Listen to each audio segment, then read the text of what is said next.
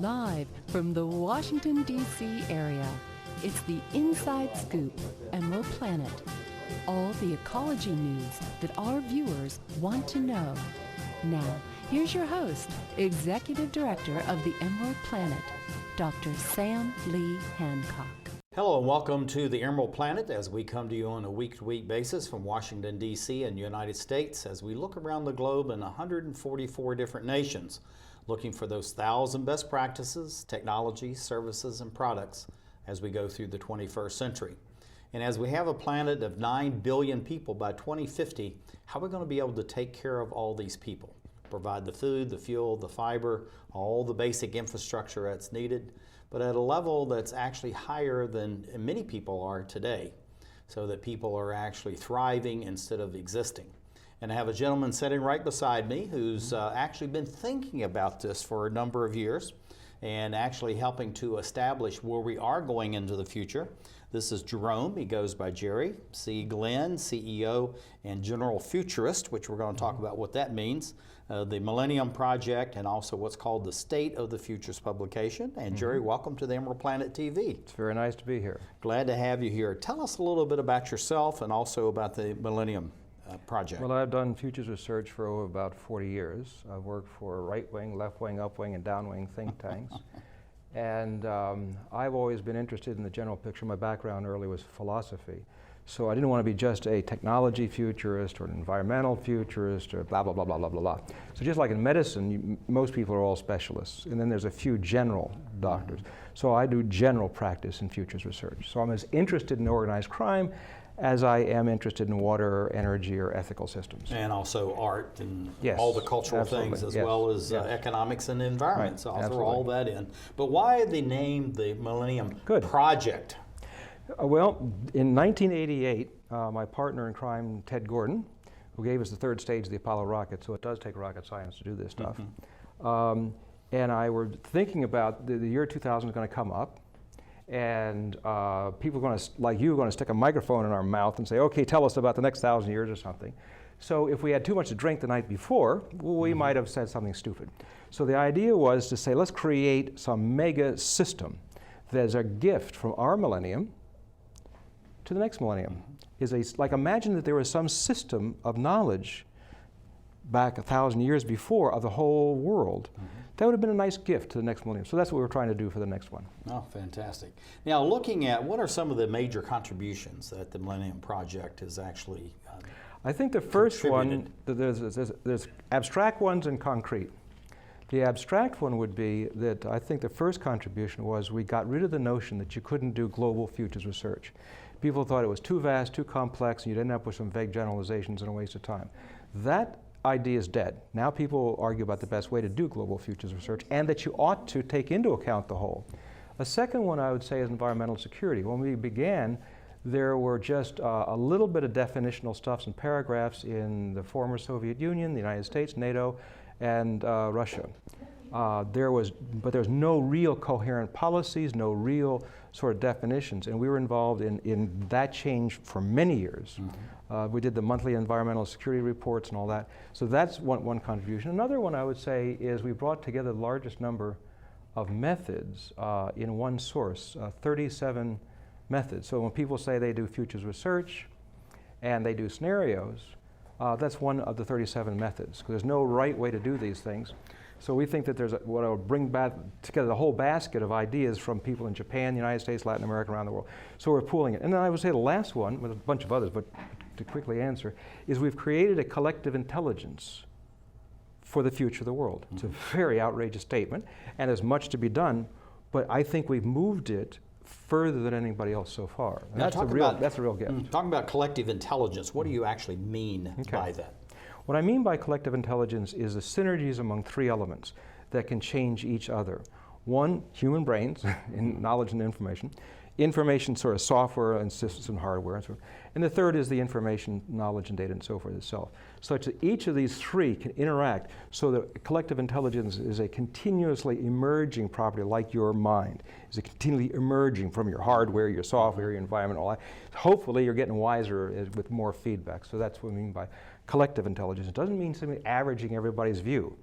That's averaging everybody's view. But the idea of interactive intelligence, so that you're getting smarter every year.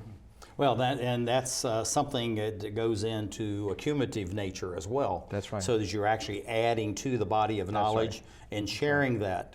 That's something you want to do both in developed and developing nations, Absolutely. which we're going to talk about in just a little bit. Yeah. What are some of the greatest challenges that your organization and Futurist in general are faced with as far as we go through? We got more conflicts, less connectedness in many ways, even though we have the Internet of Things. So where is the disjoint in all of this? Well, we identified 15 global challenges. I won't take them all through unless you want me to, I will. Well, we're going to do that a little later. Okay. That's okay. I would say some of the challenges that we're looking at now is to try to get people to think about the secondary and tertiary consequences of not only artificial intelligence, but the synergies of artificial intelligence with synthetic biology, with cognitive science, with all these sort of things put together. So the capabilities of technologies impacts is going to be way beyond the idea of a couple of unemployed taxi cab drivers. Yeah, looking at that, talking about these unemployed taxi drivers, as you know, particularly in the United States, many of these are very highly educated people, engineers, physicians, professors, and all of that. So how do we reach down into society, because no one has a monopoly on knowledge, and there's no monopoly on wisdom. There's wisdom within the cultures, within the ancient peoples. Exactly. So how do we exhume that, put it into this modern culture so that it's equally accepted as well as all the new things that we're bringing about? Well, I wouldn't say equally accepted, but equally available for feedback in that case. We have created a system of what we call nodes. We've got 62 of these nodes around the world. A node is a group of individuals, institutions, that some from government, some from business, some from universities, some from the media, and so forth, so that they can identify the leading minds across the board. So think of it like an opera, that you're not asking the trumpet to be a violin, you want them to be different. So you have this little opera, in 60 of these little operas around the world.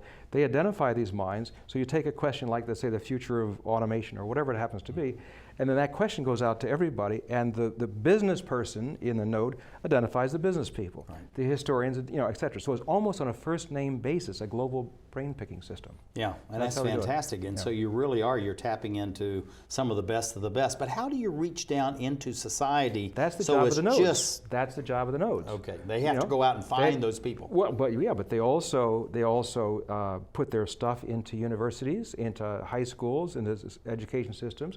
They are also putting their stuff in their own language and cultures into social media. They're also extension people. They're people engaged in their societies, because they wouldn't want to play with us if they were just short-term selfish people, right? We're not the right people for them to play with. Well, the whole thing about this is almost like Rotary International, where people come together of goodwill. They actually pay to volunteer and be connected. I got to try that. So that you need to do that. And we've had that conversation. But it's the whole thing is about bringing all these people together that are like-minded, like-spirited, that they want to give to the others instead of just trying to take out society. Is that what you're really talking about? Yes, but there is some selfishness in there too, because let's say that you have one idea and you put it into the mix. You're going to get feedback from people all around the world. That's not bad. That's a good exchange of balance of power, so to speak. Yeah. Why is it so important to have researchers and futurist thinkers like you, that looking at humankind as well as our physical world? Well, maybe everything has been preordained by some being beyond us, but I don't know that. So if that's the case and everything's going to turn out, we're a sideshow. If not, if the future is something that emerges from all of our activities, then we would like to have those activities informed from the best knowledge we can have. Do the example of the early industrial age. What if we had had futurists around the world looking at the chemistry and physics of the industrial age? We might have created our machines differently and may not have had the same impact. The early symbol of progress in the 50s was what? It was a smokestack. Yeah. Well, and also so putting later people on, the out of smokestack, work, not necessarily putting people into work. Yeah. And that's some of this whole thing of design, and now we're moving to robots, making robots. Right. So, and then what are we going to do with all the human beings that are becoming more and more redundant? We wrote 3 scenarios about that. One where you've got a mix of decisions like we have today, good and bad.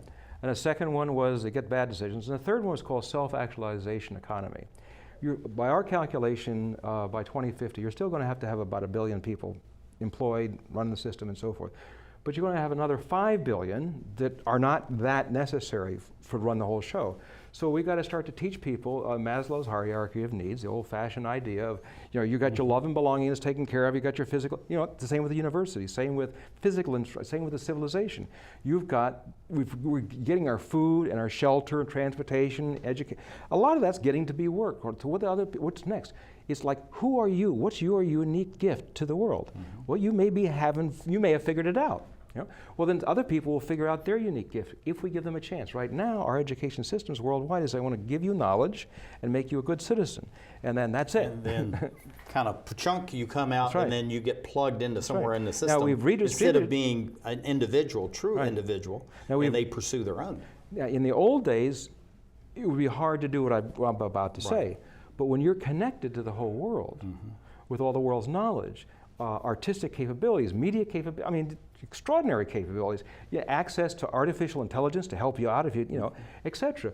You have a right to be a augmented genius connected to the world to invent yourself each day in a new way. You could have a little avatar running around the world while you're sound asleep, wakes you up in the morning and says, "Hey, Sam, there's 75,000 things you'd like to do today. Now, I've pared these things down to about 15. What do you say we talk about it?" And then you invent your day. Some of it will give you income. Some of it won't. Some you'll do but just for sport. Mm-hmm. Now, looking at the Internet of Things, how does that fit into all this? I know you're talking about we're aggregating all this knowledge, right. the wisdom, right. even the energy to do all of this. Yeah. So how does this Internet of Things right. and big data fit into this whole scenario? And then we're going to have to go out on that. We're about out of time. All right. We will be creating, we already have artificial narrow intelligence, single purpose. We'll be moving to artificial general intelligence, supposedly. They'll be able to draw on all of those sensors from Internet of Things so that every system can become more intelligent and us with it on a moment-by-moment basis. Mm-hmm. Where do you see the Millennium Project being in the next 5, 10, 15 years? If we're lucky, it's a collective intelligence available freely to anybody in the world. Fantastic. That's a good summary. This is Jerome, goes by Jerry. G. Glenn, CEO, General Futurist for the Millennium Project and the State of the Future publication, and we'll be chatting about that later. And thank you for being with us as we're talking about the future as we move towards 2050 and towards the end of the 21st century. What will we be seeing, what we'll be experiencing, and how will we be cared for as we look around the globe to create the Emerald Planet. One day these rats were playing in the woods. Well, it's a matches and that's no good. Listen to smoke before you give it a try. Only you. Don't play with matches. Don't play with fire. Cause there's nothing very funny about nothing very nice on a homeless mind.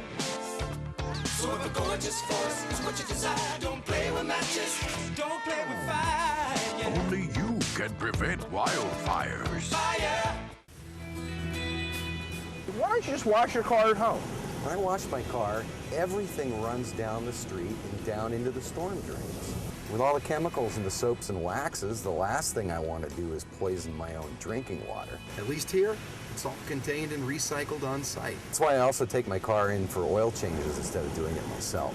I might take a chance on spilling stuff. You know what the best part is? What? More time to kick back and watch the game. How far would you go to protect the planet? I want you to build an ark. Here we go. Okay, that's good. Oh, okay. Ow! Oh! Maybe there's another way. People! The flood is imminent! Is it too much to ask for a little precipitation? Go to fightglobalwarming.com to find out what you and your community can do to reduce global warming pollution.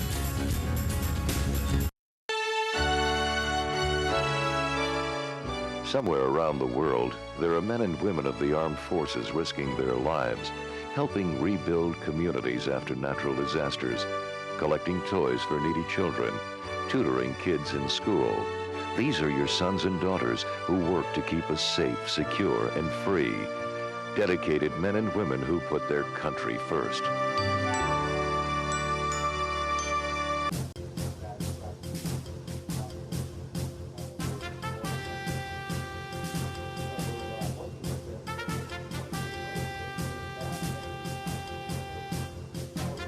We're back to the Inside Scoop Emerald Planet. Here again, your host, Dr. Sam. Hello and welcome to the Emerald Planet as we're looking around the globe for those 1,000 best practices, the technology, services, products, and of course the people that are making a difference as we go through the 21st century. And as we have a planet, which will be about 9 billion people by 2050 and maybe 12 to 13 billion by the end of the century, how are we going to actually increase the quality of life and then quality of living over what we have in today's world? And a gentleman sitting right beside me has been thinking about that for a long time, but also adding to the body of knowledge how we really do move the world towards a better horizon, a better future than what we've had in the past. Many people say that's not really possible, and many of us will say we have enough resources, we just have to use it properly. But this is Jerome, Jerry C. Glenn, CEO and General Futurist. He's going to define that term for us in just a minute. The Millennium Project and also the State of the Futures publication, and we want to talk about that a little bit too, Jerry, if you don't mind. So what is a General Futurist, and how does that actually fit into the Millennium Project itself? And why a General Futurist? A General Futurist is somebody who looks at possibilities, both positive and negative, across a broad spectrum of subjects and geography and history and sciences, because we know that a lot of times innovations come outside of the field in which the innovation hits. We often hear people say, oh boy, if I had just thought about this, I would never done it this way. Well, that's because they didn't look around enough, right? So the reason for General Futurist is that you want to bring together environmental impacts, sociological impacts, economic impacts, political impacts, etc., so that you're trying to look at the whole thing. Like your brain is a whole system thing. Right. You may have all kinds of ideas specifically, just like any futurist does, but you're hopefully pulling together all that knowledge together. So a General Futurist role in the Millennium Project is to make sure if we're not doing enough in subject area here or issue there, it says, okay, then we got to fill these gaps. And then you're also, as a General Futurist, you're getting feedback from outside of conventional thought, so you're more open to it. Because if you're just an economic futurist, you may not want to mess with your economic theory. If you're just a technological futurist, you got certain biases and so forth. But if you're a General Futurist, you're getting hit by all that sort of stuff. So it's a way to help us think together in a larger scale, and we're going to have to because the future is getting more complex, not less. Yeah, looking at the complexity of all this, and let's just stay on this topic for just a minute, looking at it as a General Futurist. So we're having all this input, all the stimuli is out there. So you are interacting with people because of the node system that you have. You have these disparate groups all over the earth. So how are they fitting into this so that they're helping you to massage, to understand, to unpackage all this stuff? And I'm going to use the word stuff because it's a lot of things coming from all directions. Perfectly good that comes in. Stuff. Well, one method we have is called Delphi. It's one of the first methods of futurists, invented back in the Rand Corporation days, with my co-inventor of this Millennium Project, Ted Gordon. And that was a way to collect information, take the responses, and then make a new questionnaire, so you're constantly getting feedback round after round after round, so you're picking the best out of the brain. Because sometimes when you answer a question, you don't have all of that answer in that answer. But when somebody else answers it a different way, you go, oh yeah, but that also means this. So you're slowly building a better intelligence. And so that was one method. We have now also created the idea of these nodes because their original purpose was to get those brains that we wouldn't normally get. Or wouldn't even know about. Wouldn't even know. Like, for example, we have a node in Tehran. So if I'm doing a thing on the future of information or science or biology or whatever, how do I know who the best biologist is in Tehran? The node in Tehran, that's their job. And they're going to do it in Farsi or Persian language rather than in English. So that's another part of the system. A third part of it is actually an online collective intelligence system. So that every piece of information, whether it's methods or content, or whatever it is, in the bottom right-hand corner is a little icon. You can click it on and comment. So anybody can comment at any time on anything. And then you can click on the top comments and you can see all of them. So everybody is exposed, their name, can be out of it. So we have questionnaires, we have interviews, we have these nodes, we have conferences, we have feedback systems of that, and we have a collective intelligence system. There's about more than that, but that's enough for right now. Yeah, and also too, looking at this these disparate nodes, you have some very interesting. You have the Russians, the Chinese, the Iranians. You know, many others are involved in this. Also, some out of Latin America, Eastern European nations. Some of the ones you would not normally think about.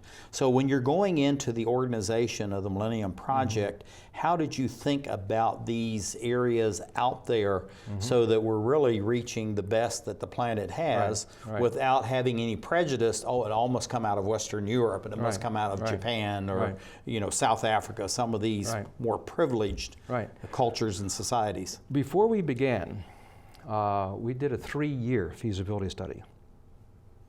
I want your audience to let that filter through. I've never heard of anything that was a 3-year feasibility study. Anyway, in the process of doing that feasibility study, people, because we'd ask, like, if you want to do global futures research, how would you do it? I mean, because no, it hadn't been done before. I mean, you know, you've got, on behalf of countries, you know, you got your CIAs and so forth, but that's not of the whole system, looking at the whole system. That's a little different. And it's not allowing everyone to be inputting into the system either. So in the process of asking people around the world, how are we going to do this, several people said, hey, if you do this, a guy in Russia, I think was the first one, said, I want to be in the game. And then somebody in China, and someone in Egypt. So they said, okay, so we slowly evolved during the feasibility study this idea of nodes. And they were all self-selected. Because if you, I mean, when you think about the Millennium Project, you really have to have a champion within these cultures and these societies, because they know the culture, they know the politics, they know where the resources are. And also, if they self-select, you don't have to manage them as much. Because the Millennium Project, if you look at it objectively, is an extremely complex system. And you say, there's no, Kurt Carlson out of SRI, you say, there's no way you can manage this thing, but I see it survives, I don't have no idea. Well, self-selection Emerald Planet's the same way. Because you don't have to manage it. And also, on top of it, you make sure that a node is that mix, that little opera mix of people. So if somebody's going too much this way or that way, somebody else is going to counter it. So it keeps, it's like a miniature trans-institution. So it keeps the almost like a gyroscope. It keeps spinning, spinning, but it's keeping its balance. Self-correct. Keep balance. Look, what are the 15 global challenges that you've developed through the Millennium Project? The first one is, how can we have sustainable development in the framework of climate change? Second is, how can we have water for everybody without conflict? 3, how can we balance resources and population? 4, how can we have genuine democracy emerge from authoritarian regimes, as well as not reverting away from it? 6, how can the information systems and communication systems work for everybody, not just a few? 7, how can the rich-poor gap be addressed?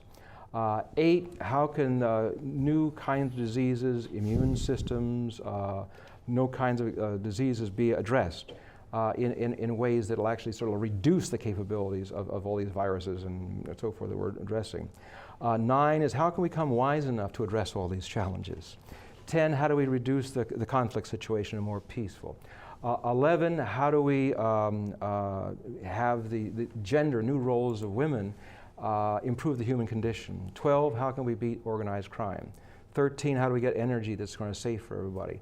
14, how do we get science and technology that work for everybody and make those benefits available fast? And 15, how do we get global ethics into decision making? So we're looking at the whole game, not just my short-term selfishness. Yeah, well, I tell you, it's absolutely fantastic. It's fantastic you can remember all those. Well, I've been doing it for a while. I know you have been, but it's still, it's wonderful though to lay it all out there and have it organized in ways, because when people come to it, just like what we have here as far as the state of the future, and we're going to talk about that right now, is that allowed people to say, I'm really interested in this, but also I like to comment on these 3 or 4 areas out here. And they see how what they're interested in fits by other things that they never considered before. And meeting with people that they would never otherwise know. State of the Future Index, what is it and why is it important? It's a little bit like a cost of living index, except it's a 10-year index. So the idea is, how are we doing in 10 years? So naturally, the answer is, well, it depends. It depends on what? So we have a whole assessment around the world of what does it depend on. So we end up with 29, 28, depending on the year, variables. And then we take a look at these variables out 10 years, and then we ask people around the world, if this variable is going to be as good as possible, what's possible for it? And if this variable is the worst possible, what's the worst possible? So this gives us a range between good and bad. And then we project through that so we can add all the indicators together. That's how we make it an integrated index. So how much to the good are we? And then we can do a sensitivity analysis to say, okay, we hold one variable, makes the best, everything else is the same. So we can end up the question with a report card saying, here is how we're doing. Here's what's going to have the best bang for the buck, so to speak. And for my view, it also forces people to think about if the future is better in 10 years, what does that mean specifically? Does it mean more Cadillacs? Does it mean more PhDs? What does it mean specifically? Because there's the old story is if you can't measure it, it's hard to manage it. Exactly. So this is the idea of helping management in the whole future game. And if you can't measure it, is it actually real? Is another one of the questions that you have and all that. Yeah. So looking at putting all this together, how do you determine exactly the beneficiaries, and then what do you consider the outliers among this grid, this whole system? Well, the beneficiaries mostly are people interested in global, that's their business, is global stuff, whether it's government, or whether it's corporations, or professors who teach this sort of stuff. But technically, it's also all of us. I mean, we're trying to do this on behalf of people. Now, as a result, people say, well, your stuff's too complex. I said, that's the node's job. They got to translate it. Give it to other people. So we're doing the hardcore middle part, and how that gets out to the outside people is not as much my business as I would like. I would like that to be other people doing that. On the outlier, didn't quite understand. You're talking outlier of people? Yeah, in other words, the outlier of the issues that just really don't fit, or all of a sudden like guerrilla warfare and the displacement of peoples. We got 60 million people on the planet now that are not where they belong. And this is unique. One of the things that we do is we send out a little questionnaire. We got about 30 seconds. We send out a questionnaire, we poll everybody on what's not being done, what are those outliers, and then we do a study on them. We find the holes, and that's how we request it. We plug up the holes. Now, looking at this State of the Future Index, what do you see for that over the next 5, 10, 15 years? I'm hoping it'll catch on. We're doing one for Pakistan right now. This is being done regularly in China. Other countries are beginning to take it on slowly. But I think it hasn't caught on like I'd like to. People are so used to GDP, and everybody says GDP is not good enough to measure, and yet they don't do the next step. So we would like to see the State of the Future Index taken over by others in the same way. Just a quick note to your audience, over doing this since the year 2000, we can say that the overall improvement is there. We are improving. As we create the Emerald Planet.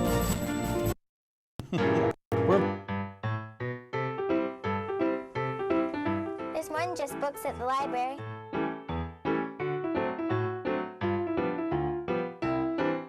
There's more than just books at the library. Excuse me. There's more than just books at the library.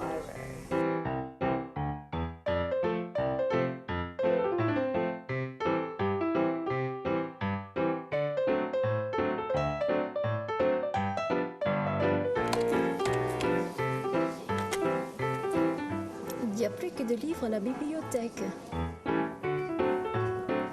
Hello. You have a lot of great books here today. You know there's more than just books at the library. I know. There's more than just books at the library. I don't want to be hooked to a machine. I want all the medical treatment available to me. I wouldn't want my family to have to make this decision. My doctor knows what's best for me. An advance directive is your life on your terms. Talk with your family. Decide what's right for you.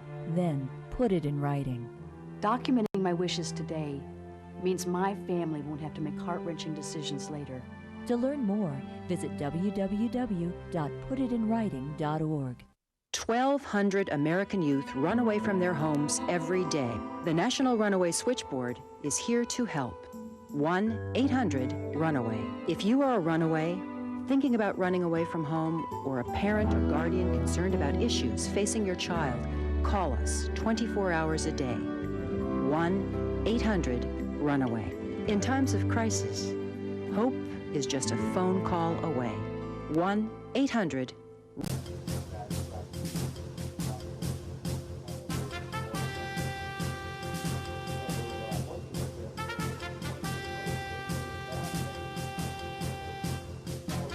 We're back to the Inside Scoop Emerald Planet. Here again, your host, Dr. Sam. Hello and welcome to the Emerald Planet as we come to you on a week-to basis as we look around the globe for those 1,000 best practices in 144 different nations. And we're looking out as far as how we're going to be able to take care of 9 billion people by 2050 and possibly 12 to 13 billion by the end of the century. And we have a gentleman sitting right beside me who's spent his entire lifetime really thinking about all these things, both with the National Science Foundation and at the same time through the Millennium Project and numerous other things. I have 50 pages of a bio, I think something like that, Paul. I guess that was my light nighttime reading before I went to bed. But anyway, it's just really fantastic to have you here. And Paul is sitting right beside me. He was the program director, retired, of the Neuroengineering Directorate in the National Science Foundation. And then also he is on the planning committee for the Millennium Project. And Paul, welcome to the Emerald Planet. Oh, thank you. Glad to have you here. Looking at this, you've actually now retired out of the National Science Foundation. You're still continuing on with the Millennium Project. I understand 3 or 4 other things that you were doing in your professional career. But how did all that prepare you for what you're doing as far as the Millennium Project? And also, what is the Millennium Project from your perspective? Okay. Briefly, my first formal exercise in futurism was when I worked for the Department of Energy 10 years before NSF, and I was the lead analyst for the long-term future and put together new econometric models and data-driven models and studied the Global 2000 report that Jimmy Carter asked for. And after 10 years, I said, gee, I understand these problems a lot better than I used to, but can't we do something about the problems? And I was really glad when the National Science Foundation said, okay, now you can start developing the new technologies that could solve some of the problems that were coming up in those forecasts. Now, looking at all the work that you were doing at the National, and I saw that exhaustive list. I got tired just looking at the list of things that you were doing. But at the same time, you became a volunteer member of the planning committee for the Millennium Project. So why did you want to take on this extra task? Because some of these volunteer projects actually become as time-consuming as a real-time job. But yet you were doing all of these simultaneously. I was never the kind of person who believed in sleeping his whole life. So I learned a lot of things from the real cutting edge at NSF. And working at NSF as a program director in different fields, it gives you a chance to learn all kinds of things you could never learn any other place. And then you learn, hey, this is the way you think it is. That's not the way it's going to be in 10 years. Things are changing. There are risks and there are opportunities just way beyond what I knew when I was working at DOE. And I figured, gee, this is important knowledge. I shouldn't just hide it. Let me work with the people who are trying to understand the future, try to prepare for it, and try to give them a dose of reality from the front lines. And then coming back to it, at NSF, when you try to judge who should get the money, one of the biggest criterion is what's really going to be useful in the long term. And if you haven't thought about the long term, you really can't answer that question. I've seen world-class engineers sit there scratching their heads, you know, if we build this device, what difference will it make for the future of humanity? And they don't even know economics half the time. And you sit there and say, we need an input on where humanity is going to help us make judgments for what's really useful. Now, looking at this whole thing and the work you're doing at the National Science Foundation goes by the NSF, you know, this is a way that you were actually, this was almost like a laboratory, and what you were doing is you were bringing in new resources from literally all over the globe. So when you're bringing all these groups in, you had like the IEE and many other organizations you're working. Yeah. Oh yeah. And the whole thing about doing that is that you're bringing more brain power into this, more input. But how do you decide how do you massage this so that you have some output coming in from all the stimuli that's coming in from the outside? That was the real art. And I worry lately. I like the way you say art, because many people say this is the science, but really it's more of an art than a science. Yeah, it's kind of funny, because my training was hardcore mathematics. That's still the way I think. But I still remember the day the guys from OMB asked the mathematicians, do you believe in numbers? How do you come up with a quantitative measure of your product in mathematics?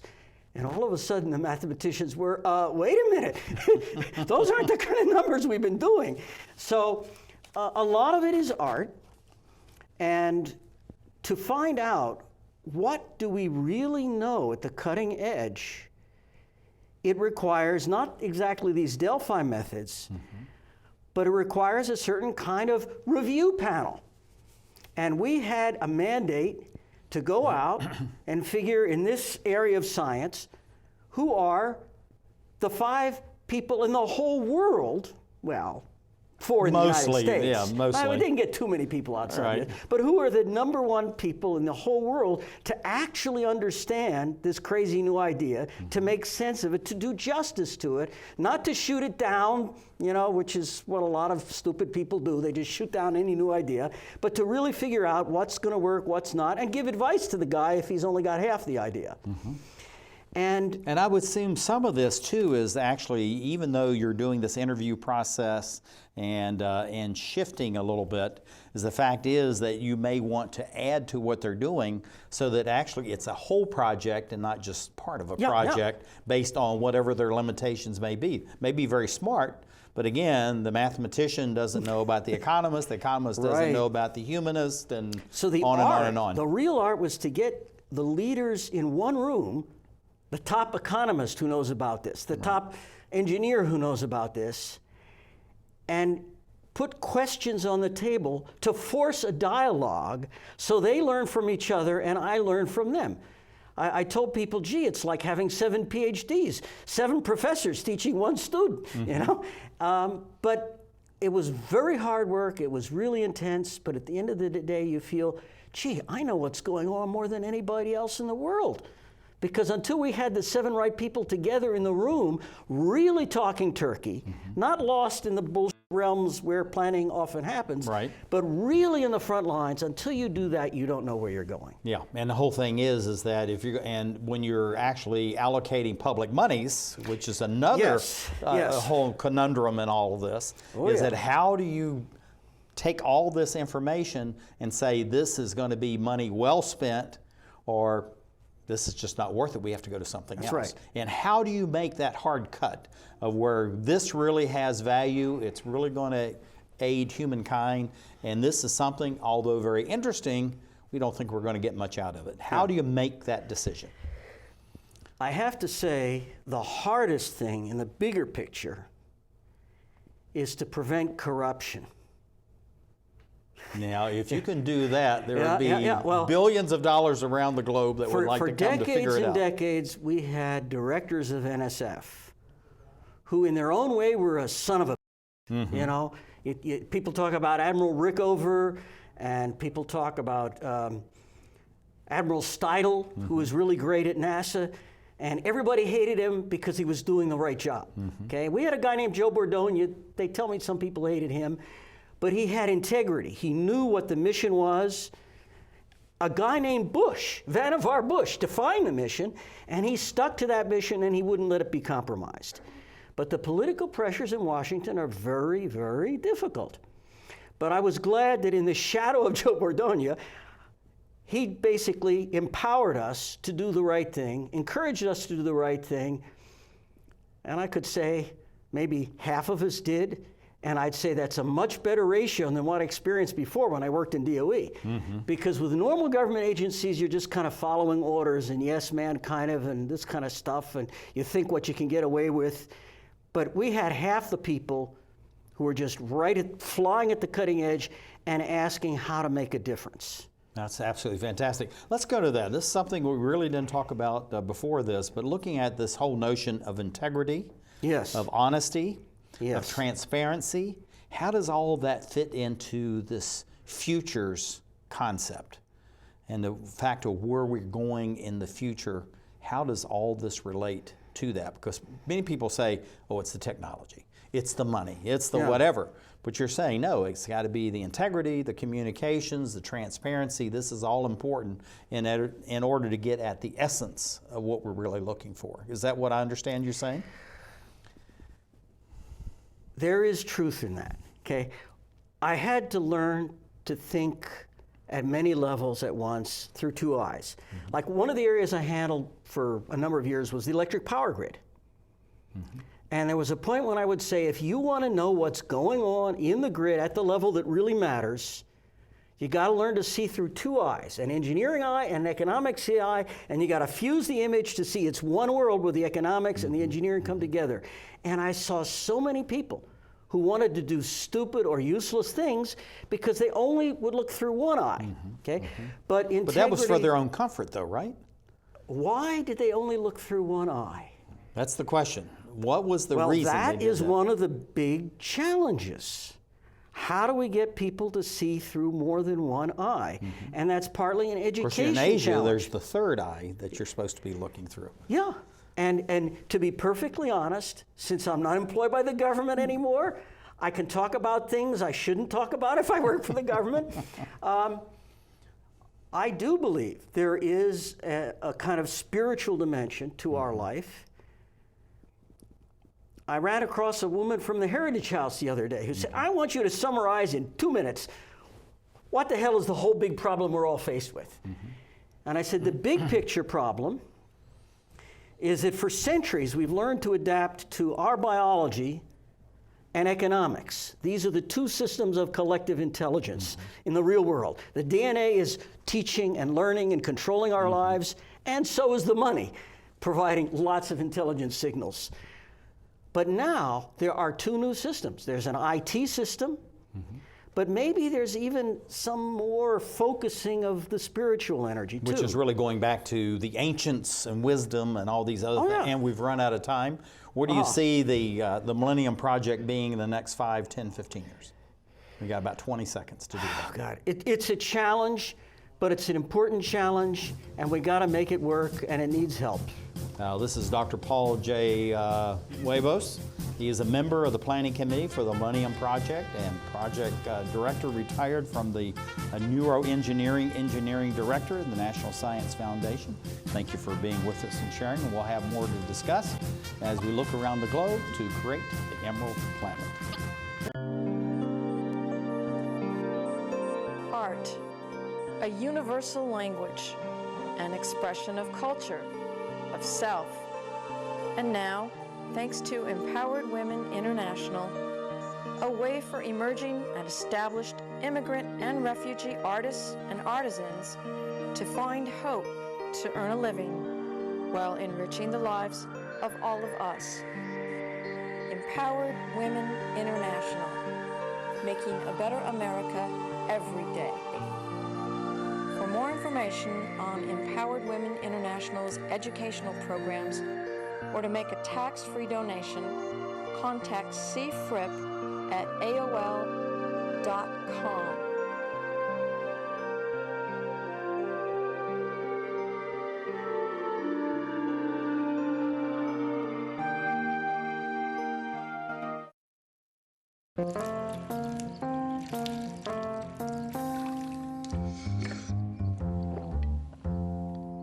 Here, kitty, kitty. Here, kitty, kitty, kitty. Here, kitty, kitty. You'd think it would be easy to tell which kids have trouble with their eyesight. But that's not always the case. Even though 1 in 4 children may have a vision problem, eye doctors tell us the symptoms aren't always so obvious. We do know that 80% of all childhood learning is visual. And without good vision, kids can have trouble learning to read and may fall behind in school. For clues on how to spot the real-life signs of childhood vision problems and what parents can do, visit checkyearly.com. A public service message from the Vision Council of America and Reading is Fundamental.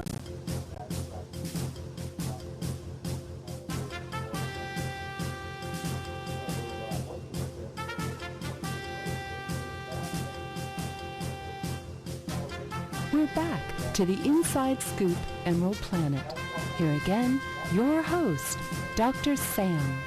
Hello and welcome to the Emerald Planet as we come to you on a week-to-week basis as we look around the globe on what we call the best of the best practices, technologies, services, products, and people that are making a difference as we go through the 21st century.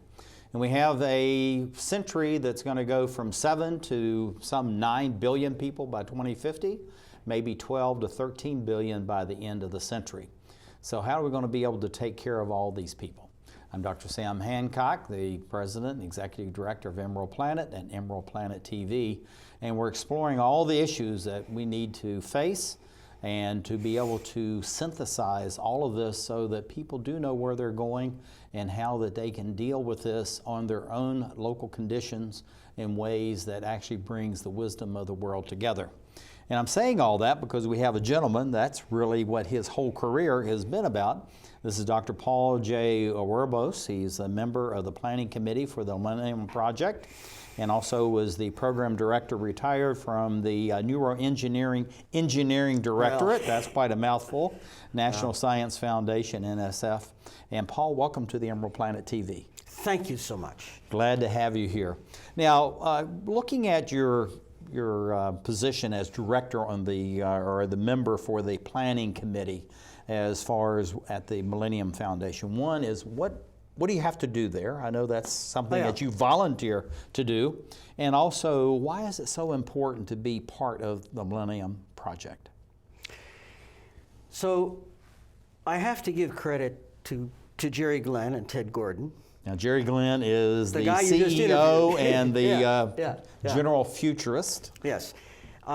He is an insanely adaptive, responsive, and pushing person. You didn't say pushy. You just said I don't know how to pushing. put it. Energetic. Okay. Those are all good descriptors. Energetic guy, go-getter. And a lot of what happens is, as he adapts, he finds ways we can connect together. So the connections we make, frankly, have been different every year. There was a study he did once on the future of science and technology, and a big international study. And they asked policymakers at the highest levels in nations all over the world, what do you need most? How could science and technology most improve your lives? And the number one answer that people gave was a non-fossil, non-nuclear source of reliable baseload energy. Now, this is going back years when this happened. Back years, yes. And every country in the world agreed this is what we need.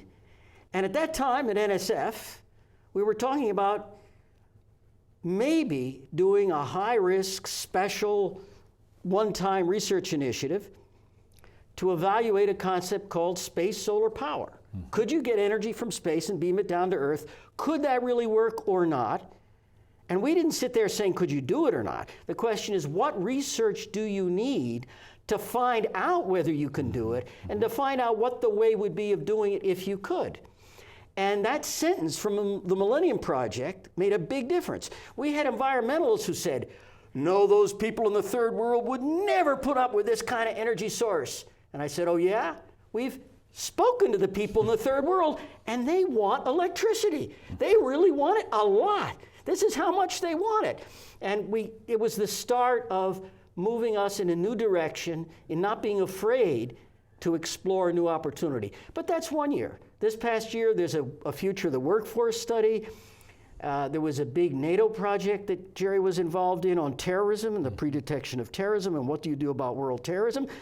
That's kind of interesting too. Yeah, the whole thing, it looks what you're doing is, talking about the futures aspects of this, is that you're looking at it as what are the predictors out there. Yes. Because people will say if you have crimes in certain areas, you have terrorism in certain areas, there are predictors of where this is actually going to occur, Yes. and here are the reasons why it's going to occur.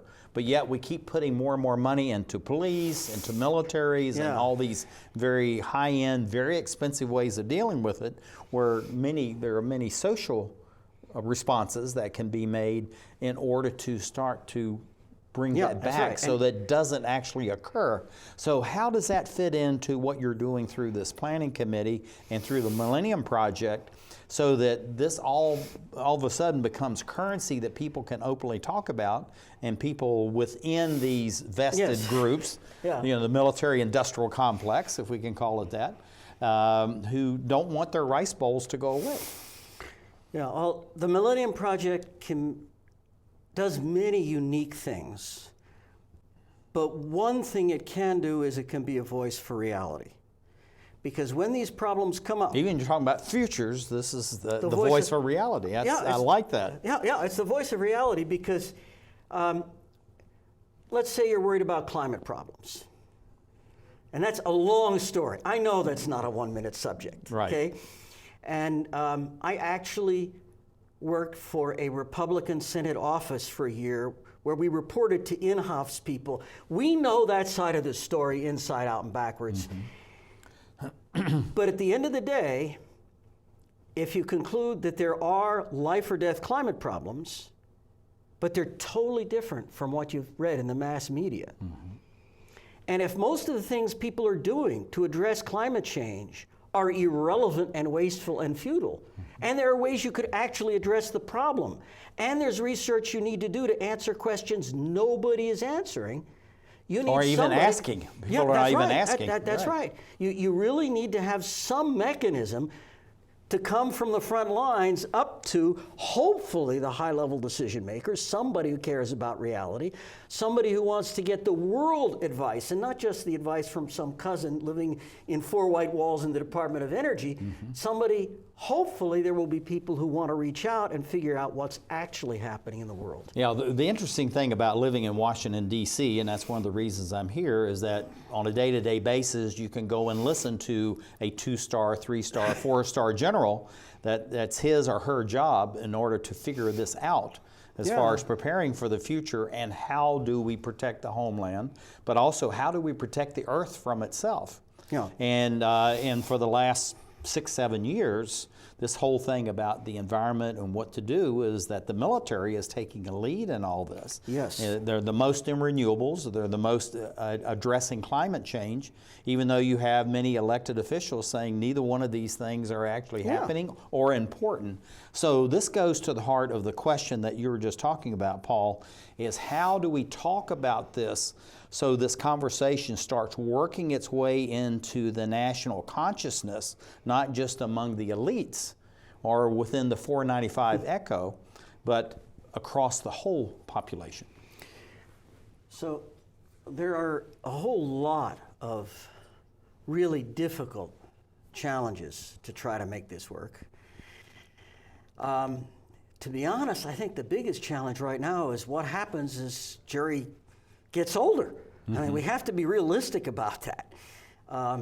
And many people that are in this whole, and we're going to talk about these nodes and all that in just a minute, but this whole thing about looking at going through, it seems like through the Millennium Project and this nodes concept, and I want you to explain a little bit, Paul, about that, is that you're bringing in newer and younger people, you're bringing in new thought leaders, and you're bringing in new community leaders through this node process. Tell us a little bit about that. How do you reach down into the societies, encourage them to come up, and you're constantly churning the water so you're getting new resources, new thought, new ideas, and people that are continually re-energizing the system? Yeah, the nodes are really the great strength of the whole system. Tell us about what are the nodes, and where are these things? Okay. To some extent, I think they're self-recruiting. People worry about the future of the world. What is a node? Let's define that term. Jerry could give you the precise requirement. Paul's sitting in front of me. Okay, there is a charter of stuff a node has to do. And if an organization... And these are global. Well, each node is typically for a country, but it could be for a region or even an industry. There's a Silicon Valley node. Right. And each node represents a well-defined part of the world. And then there's a sort of charter of management things that it has to do to make Jerry happy. And it has to integrate with the rest of the system. And to keep this whole system, the Millennium Project, moving forward. But the most important thing is the people who organize a node have to be committed to the mission. And there are different ways of being committed to the mission. There were countries in Eastern Europe who set up nodes when the Soviet Union was collapsing, and they were wondering, what is the future of their country? How do they build democracy? How does this transition work? So they had a very heavy emphasis on the future of governance. And then Silicon Valley, well, you know, there's the future of IT. Right. And people in China, you can bet they had a lot of big questions. Certainly how to feed a lot of people was one of their questions, but how to deal with their coming environmental problems. Right. And one of the things I loved about this system, it's partly a chance for service, but it's also fun. Just simple, plain, ordinary human fun. And interacting with people from all over the globe that are like-minded and have a similar spirit. And are warm people who care about the future of humanity and don't want it to be just bullshit. They want it to be real. So there was a guy I met at one of these planning committee meetings named Rusang Wang from China. And you talk about ancient wisdom. Rusang Wang was leading the Ecology Institute in the Chinese Academy of Sciences, so he could talk about environment. And when we met him, that was not a big thing in China. But partly with the help of the Millennium Project, partly with the help of some smog alerts, Rusang Wang moved up after being on our planning committee to being like chair of 3 committees in the Congress of China, which had a lot more power than we in America know. I mean, it was amazing what he did, but he also studied deep Taoism. And he would come to the planning committee and tell us, what is the Taoist perspective on who humans are and where they're going and what we should be doing? It was a lot of fun. And it's obviously so, because you're energized by sitting right there. We almost run out of time. Actually, we've run out of time. But in about 15 seconds, where do you see all this going over the next 5, 10, and 15 years? The futurism of the world. I should say something about the world. Well, now you got 5 seconds. Be quick. The risks and the opportunities are much bigger than people know. If we don't mobilize our consciousness, we'll die. If we mobilize our consciousness, then it can be good. And I hope Millennium will help us raise our consciousness in a serious way. This is Dr. Paul Werbos, the Planning Committee of Millennium Project. And thank you for being with us as we talk about the futures. Glad to have you here. Very nicely done. And thank you, dear viewers, for being with us as we look around the globe.